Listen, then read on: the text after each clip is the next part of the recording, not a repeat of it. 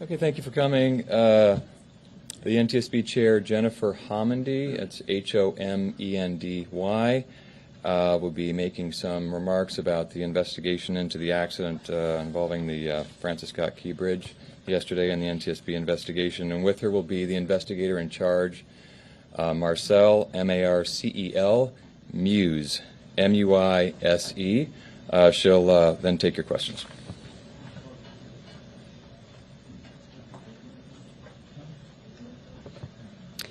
Thank you for joining us. Again, my name is Jennifer Homendy, and I'm the chair of the National Transportation Safety Board. With me today is one of our newest board members, Alvin Brown. Member Alvin Brown this is his training launch, and we have our investigator in charge, who we call the IIC, Marcel Muse. As I mentioned, we arrived on scene yesterday at about 6 a.m., but the team came in from across the country throughout the day. It was really a day to get our bearings.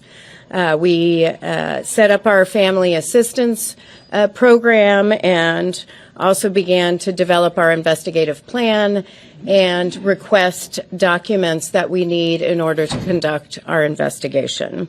Today is really the first full investigative day on scene. We were able to board the vessel. I boarded the vessel around noon along with our marine safety team and our highway safety team, and I can talk about that in just a bit. But I want to take a moment before I discuss our some of the factual information we've been able to identify and speak to the families. On behalf of the National Transportation Safety Board, I just want to extend our deepest condolences. You are in our thoughts and prayers as the days, months, years ahead go forward. Certainly, we are focused on you. Our entire mission is to save lives, and our aim is to prevent this from reoccurring, and we are so very sorry for all that you are going through. It's unimaginable, and truly we think about you throughout this investigation. So as I mentioned yesterday, for those who may not be familiar, the National Transportation Safety Board is an independent federal agency. We are charged by Congress with investigating every civil aviation accident in the United States and significant events in all modes of transportation. That includes bridge collapses, and it includes marine accidents and incidents. Our mission is to determine why something happened, how it happened, and to prevent it from reoccurring, again, to save lives. I want to talk a little bit about how we conduct an investigation, but I think it's really important for folks to understand that we will not analyze any of the information we are collecting. We will not provide any sort of findings, conclusions, or any safety recommendations while on scene. Our entire focus on scene is to collect the perishable evidence. That's documenting the scene, it's taking photographs, it's taking any sort of electronics or components, whatever goes away once the scene is cleaned up. We need to collect that information for our investigation. When it comes to digging through inspections, maintenance records, that can be done when we leave. Right now it's focused on the scene itself. So to conduct our investigation, we work with parties to the investigation. Parties to the investigation provide us technical information. This is factual information that we use as part of our fact-finding. So if we need bridge inspection data, we would ask, say, the Federal Highway Administration or information about Coast Guard inspections, we would ask the Coast Guard. So parties to the investigation are the United States Coast Guard, Maryland Transportation Authority, the Association of Maryland Pilots, And we've invited Grace Ocean Private Limited and Synergy Marine Private Limited. Grace Ocean is the owner of the vessel, and Synergy is the operator of the vessel. Again, these parties are part of the fact-finding. They do not conduct analysis with the NTSB. The NTSB does that independently on its own, and then we do our own findings, our own probable cause, and our own safety recommendations. Now, in order to effectively carry out an investigation, we have experts throughout the NTSB in different areas. And so we break up our investigation into groups. Those groups focus on their particular areas of expertise. In this safety investigation, we have a nautical operations group. This group gathers evidence to document the actions taken by the vessel, the procedures for the safe operation of the vessel, company oversight, waterway management, safety management, and regulatory oversight. That group would and has collected and has asked for information on, say, duty records, licensing, training. They requested the crew list, so we were able to confirm that there were 21 crew members on board the vessel at the time of this accident, plus 2 pilots. That's 21 crew members plus 2 pilots for a total of 23 individuals on board the vessel at the time of the accident. They also were able to obtain the cargo manifest. Now, the cargo manifest, we did bring in one of NTSB's senior hazmat investigators today to begin to look at the cargo and the cargo manifest. He was able to identify 56 containers of hazardous materials. That's 764 tons of hazardous materials, mostly corrosives, flammables, and some miscellaneous hazardous materials, Class 9 hazardous materials, which would include lithium-ion batteries. Some of the hazmat containers were breached. We have seen sheen on the waterway. The federal, state, and local authorities are aware of that, and they will be in charge of addressing those issues. But the NTSB, as part of our safety investigation, documents that type of release, documents the damage, and documents the type of materials involved as part of our investigation. We also have an engineering group which gathers evidence to document the design and operation of engineering systems, including the vessel propulsion, steering, and power.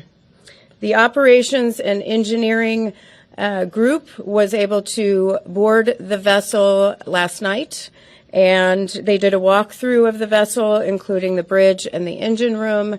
They were looking for other electronic components, any sort of downloadable recorders, any sort of cameras, any sort of CCTV. They did not find any of those things, but that search continues.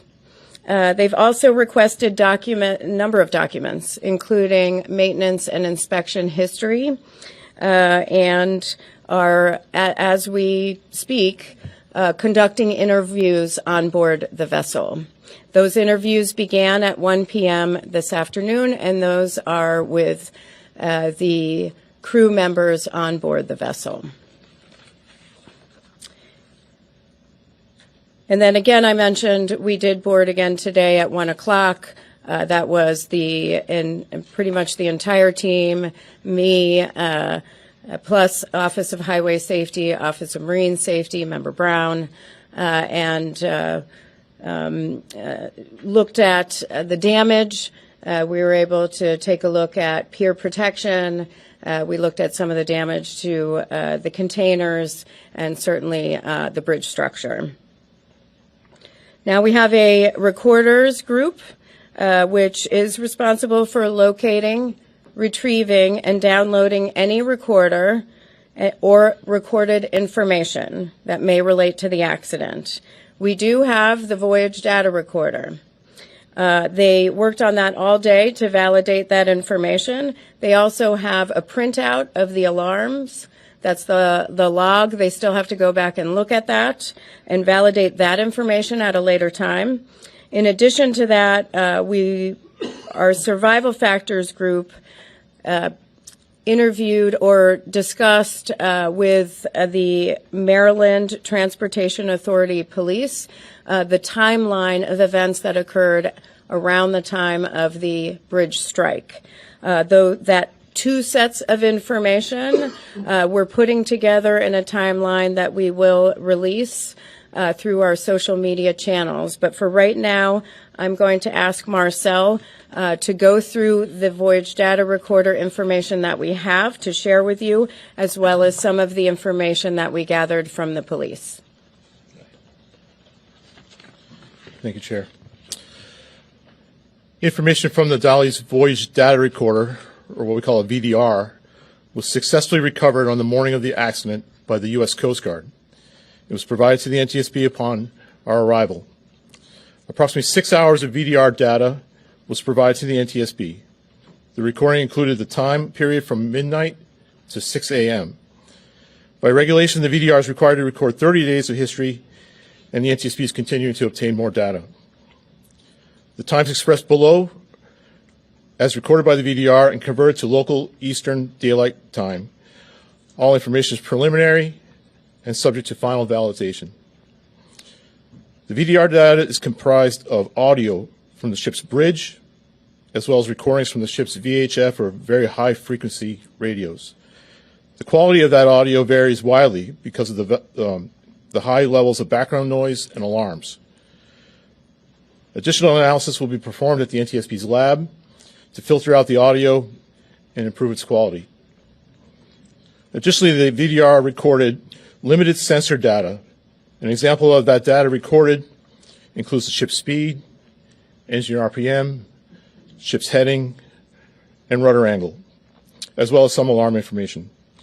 NTSB engineers are working to identify and validate all of that data. The VDR recorded the ship's departure from Seagirt Marine Terminal at approximately 12:39. It recorded the ship's transit outbound in the Fort McHenry Channel and the striking of the Francis Scott Key Bridge. By 1:07, the ship had entered the channel, and by 1:24, the ship was underway on a true heading of approximately 141 in the Fort McHenry Channel at a speed of over ground of approximately 8 knots, or 9.2 miles per hour.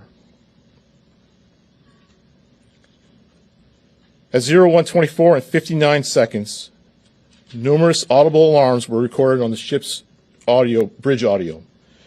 About the same time, VDR sensor data ceased recording. However, the VDR audio continued to record using the redundant power source.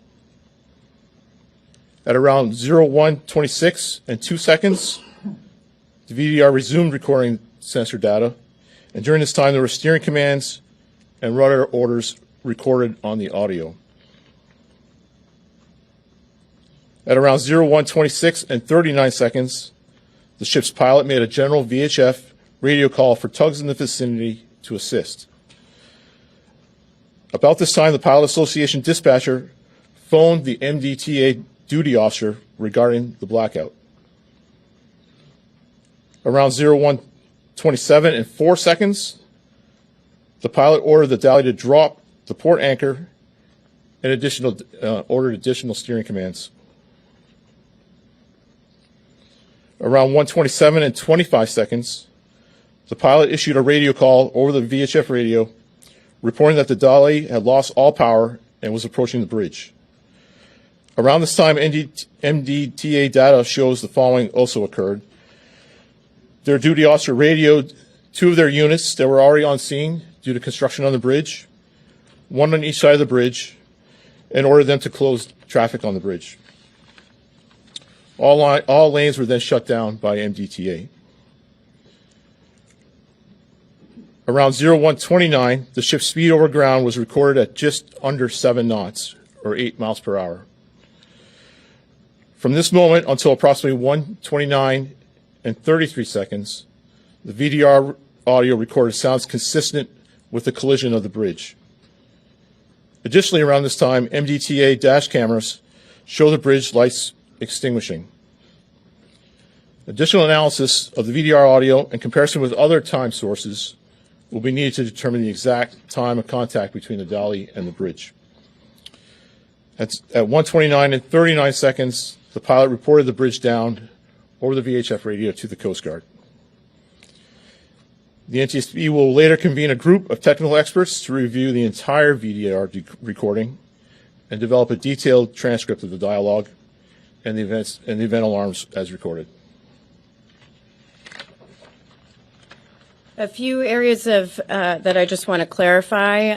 The data that we received from the Coast Guard, which was they were able to obtain on the bridge by downloading the information from the VDR from midnight to 6 a.m. That's a standard time frame. They provide that immediately, so we can see that time frame around when the accident or incident occurred, knowing that we can go back and get the rest, that there should be 30 days there. So this is the immediate information that they give us, but it's not, I don't want anyone to think anything was being held back. That's very standard information. I do want to thank the Coast Guard for that because that was pretty immediate. It was done right away, and then they provided us with a thumb drive that we were able to evaluate back at our lab at headquarters.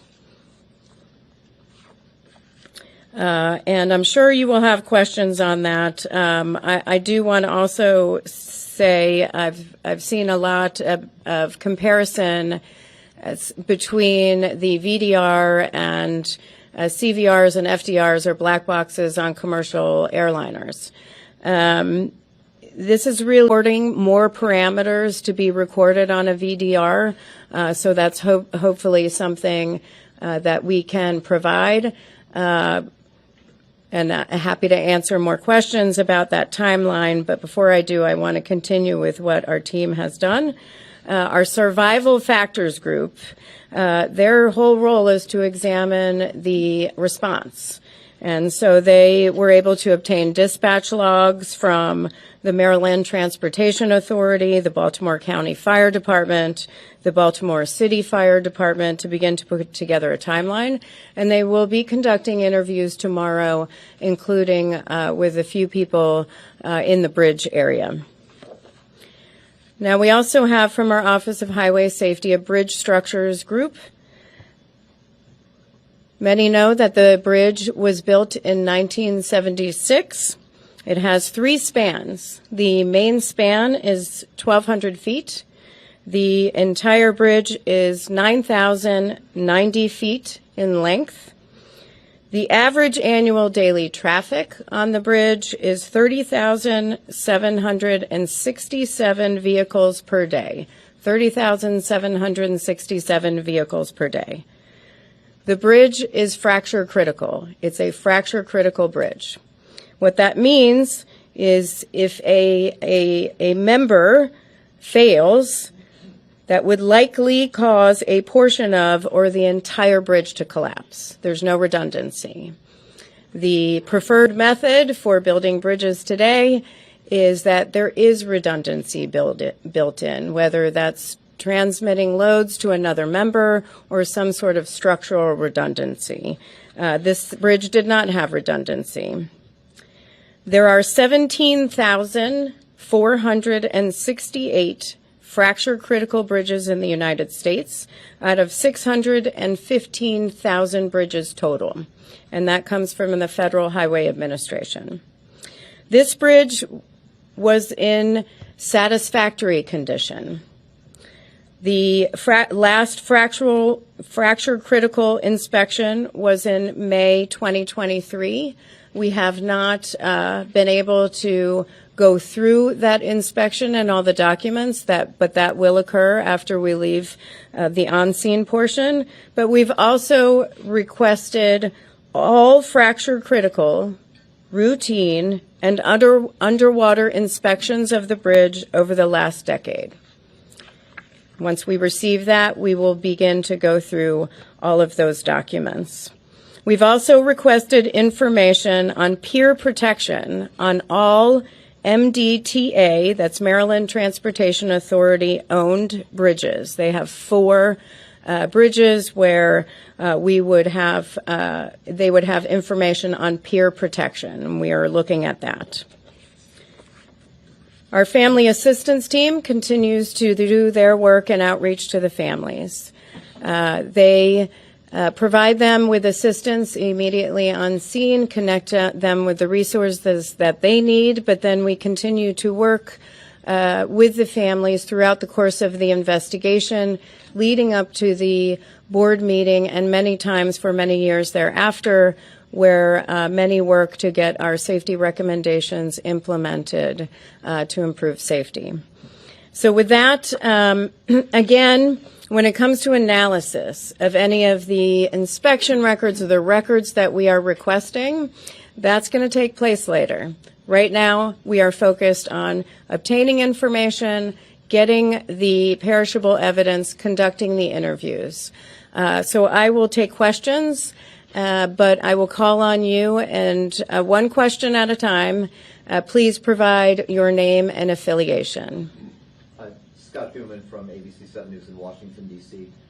Question about your work here and the efforts you have to make for the recovery that you're trying to get regarding information, things that are perishable, and all the challenges on top of that with the girders, the metal in the water, the difficulty of having a ship with hazardous materials.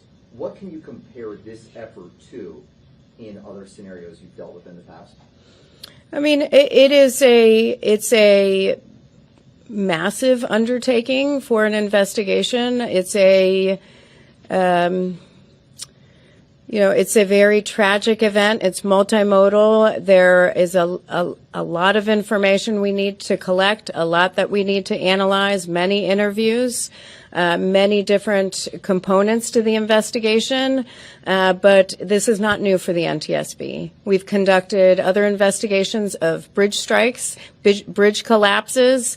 We have an amazing team of individuals who are focused on very specific areas of expertise, and so I have no doubt that we will be able to pull this together in hopefully 12 to 24 months. With that said, we will not hesitate again to issue urgent safety recommendations before that time if we need to. Pete. You said that there was limited sensor data from the Voyage data recorder, engine RPM, heading, rudder angle, and alarm information. How upsetting is that to you, knowing that there were not more parameters recorded? So this is a newer, the question is the parameters on the VDR and the limited information that Voyage data recorders provide. I'll ask Marcel to add to that, to my answer. This was a newer model, so it did have additional features, but it is very basic compared to, say, a flight data recorder where we would have 1,000 parameters. So it would be good to have that information, key to have that information for an investigation. I think Marcel can provide additional information on what might be missing. So this is a Voyage data recorder. It's not a ship-wide system recorder. So most of the sensors that are being recorded are from the bridge. So things like GPS, the audio, rudder feedback, rudder commands are recorded on there, but not engineering, the temperature of each cylinder, power distribution sensors. Those things are not recorded on a Voyage data recorder. And we're looking for other sources of data in the engine room that would give us that data. The VDR also does record snapshots of the radar and the electronic chart. We do have that. I just have one tiny follow-up, which is, would that have been able to tell what the source of the power outage on board the ship was? We'd have to determine that as part of our analysis in this investigation. Too early to tell. Hi, Phil Yakubowski here from WBAL in Baltimore. You said that there were 56 containers of hazardous materials on board that ship. How many of those are in the water, do you know? And what's the timeline to getting those out of the water? And the rest of the containers, that are sitting on that ship in the Patapsco? Yeah, I did see some containers in the water and some breached significantly on the vessel itself. I don't have an exact number, but it's something that we can provide in an update, and certainly in our preliminary report, which should be out in 2 to 4 weeks. The timeline to getting those out of the water? That is not something that the NTSB does as part of our safety investigation, but that is something that I would refer to the federal, state, and local authorities. Yep. Sorry, Tom. May I follow on that question, particularly on OWTOP? Could you characterize the level of concern about this hazardous material leak, the sheen on the water? I mean, should people be concerned about this right now? And is there anything being done to mitigate that? The authorities are aware. It's of the materials themselves, and I would just direct you to them for those sorts of questions. Tom. Madam Chair, could I ask you to give me again the time that the pilot called for the tugs? I didn't get that as quickly as you happened to mention it. And the second of all, when the pilot called for the tugs, confirming the ship had no tugs at all, helping it navigate through the waters before it hit the bridge? That's correct. The tugs help the vessel leave the dock, leave the port, and then get into the main ship channel, and then they leave. Once it's on its way, it's a straight shot through the channel. So there are no tugs with the vessel at that time. So they were calling for tugs. Do you have the time frame? Sure. The pilot made that call at 1:26 and 39 seconds, according to the VTR. Yes. Hey, Danny McEwen from the Washington Post.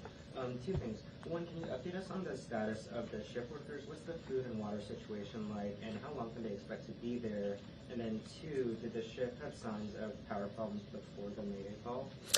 We have heard, there's a question on the concerns about power, or reports of concerns of power outages on the vessel prior to that moment of the bridge striking. We have seen reports of that. We've read reports of that. We've heard reports of that. That's all part of our investigation that we'll have to look into and verify. With respect, there was a question on the food situation with the workers on board. They was cooking. When I got on board, it smelled very good, and I was very hungry. So I don't have any other information other than that, but we were able to engage with some of the crew members, and others are part of the interviews that are ongoing. No information on how long they'll be there? On information on how long they will be there, that is not information I have at this time. Sir? With WSA 9, you said there were reports of potential outages. Are we talking about days, weeks, months? Can you give us any kind of what time reference? For the outages on the vessel, you're asking about outages on the vessel prior to this moment of striking the bridge. We don't have any information of outages on board the vessel prior to that time. Certainly, we are going to look at what we can get from the VDR data because there should be 30 days.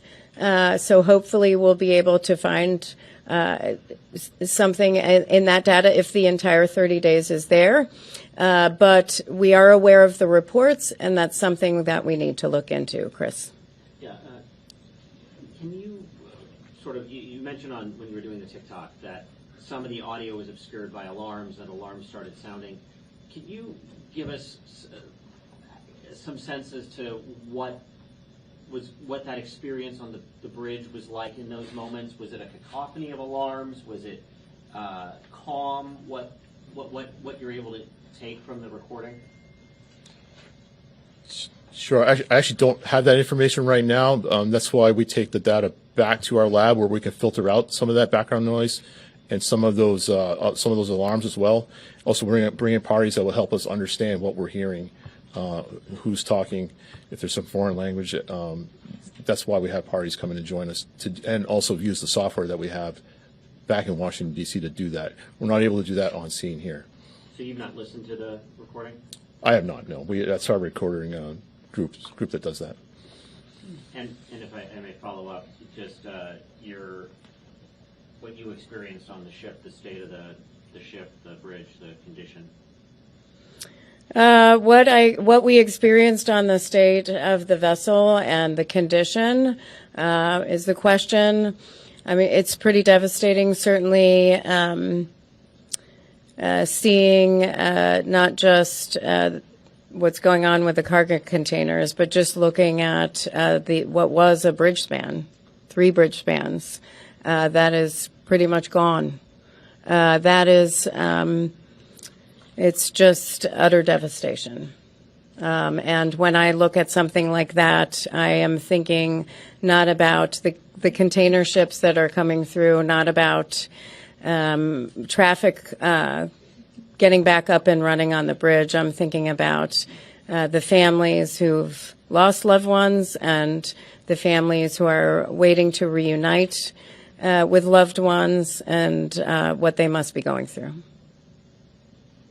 On the alarm information, just to add to that, we have the logs, and we'll go through that. But when we provide the transcript, a lot more will be on the transcript, which we will read out during the course of the investigation. Tom? Have you spoken to the pilot at this point? The question is, have we spoken with the pilot? There were 2 pilots on board at the time, and those interviews are scheduled for tomorrow. And have you spoken to the ship's captain? One of those interviews occurred today, along with the mate and chief engineer and one of the other engineers. I don't have a readout of those types of those interviews because they are currently ongoing, and our team was still on the vessel when I came to the press conference. So, ma'am. Yep. Kristen Griffith with the Baltimore Banner. I know you said you guys aren't in the analysis phase yet, but can you at least say if you're considering whether the cause of the power loss to the vessel has to do with contaminated diesel fuel? The question is on reports in the media about contamination in the fuel.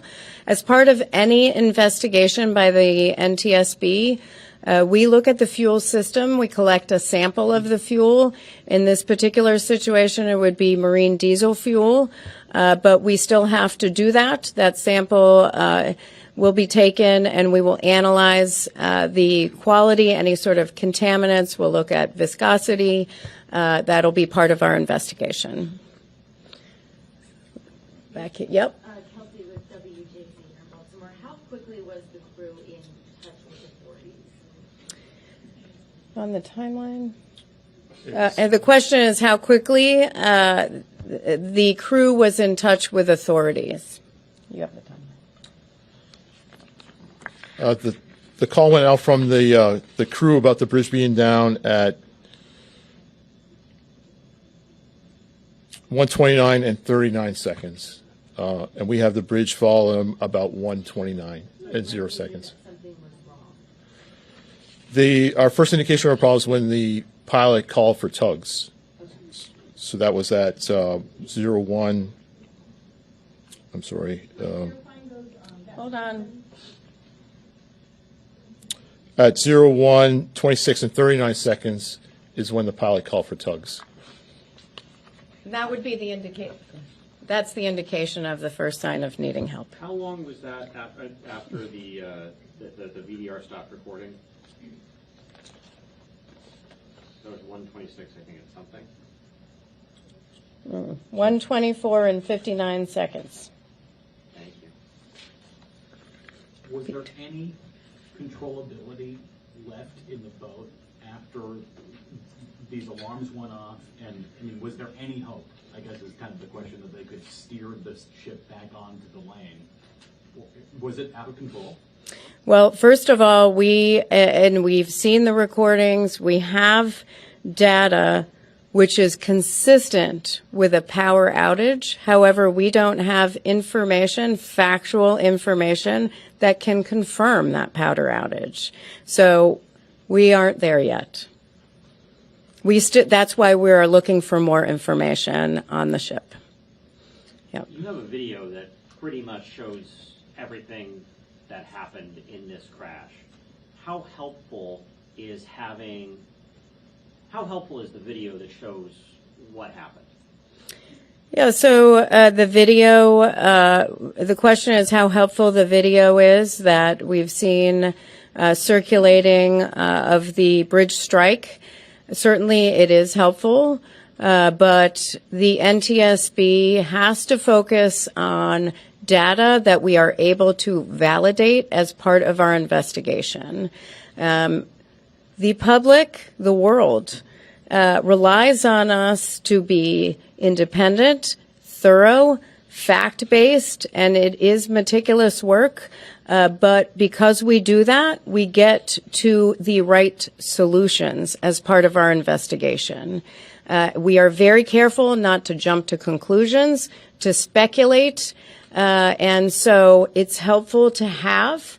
But what's really helpful is the information that we are able to validate, and that takes time, and that will lead us to the findings, probable cause, and safety recommendations that we'll issue. Yes? Tyree Stewart, WBAL.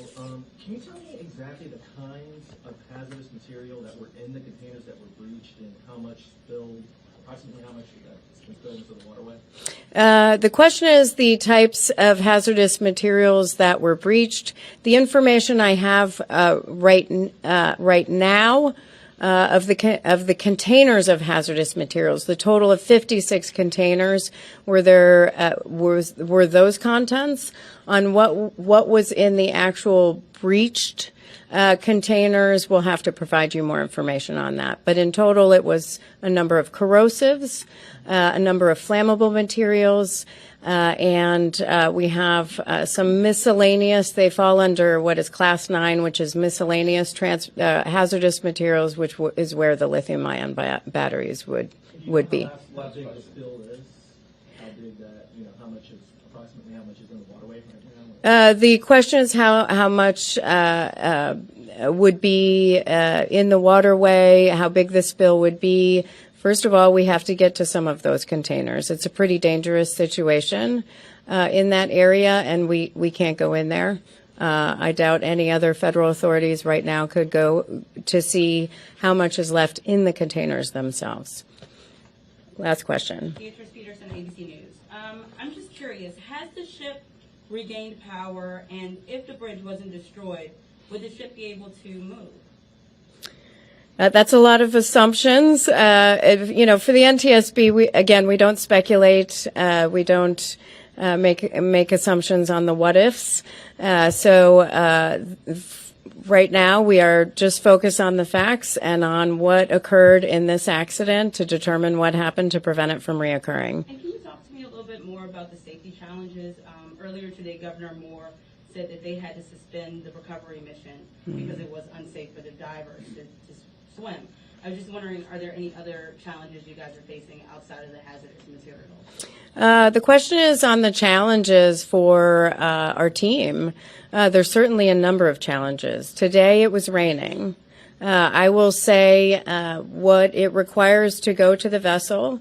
The MDTA police took us on a smaller vessel out to the container ship, and we are going up a Jacob's ladder outside of the vessel, all of us.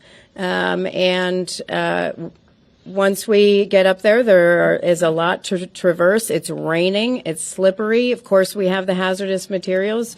We have containers that are open. We certainly have structural damage everywhere. So we have to make sure that we have our safety gear, that we are focused on holding both handrails at the same time, and being safe in wet conditions, and it's cold. that can be very difficult. And so safety is a top priority. Certainly for us, it's a value for the NTSB, but it is very difficult. And I'll say, just being out there when the Baltimore City and Baltimore County Police today, who were doing a lot of the work on the recovery mission, I mean, it's cold. It's cold water.